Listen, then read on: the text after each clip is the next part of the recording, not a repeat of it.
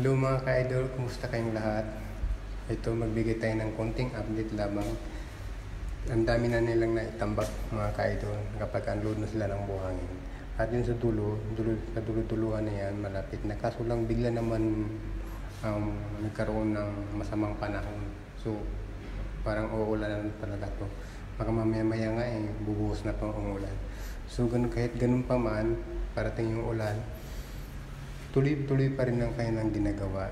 So, ang pag nalatag ng buhangin, nandun pa rin naka-standby, nandun pa yung mga bulldozer, nandun din. Tapos yung mga pison, nandun na rin. Talagang gusto tapusin. Baka siguro bukas, kunti na lang gagawin nila, kundi maglatag na lang ng maglatag sa buhangin. Kasi ang barko ay nakaalis na para maghakot na ulit ng buhangin. Doon sa dulo-duluhan na yan.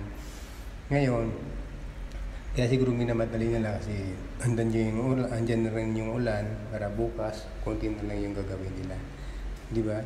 Dumako tayo mga ka-idol sa mga activities nila, yung mga aming nagte-team building dito sa Hibiscus Walk, ng aming group company. So, nagbe-briefing sila kung anong gagawin para mamaya maayos na.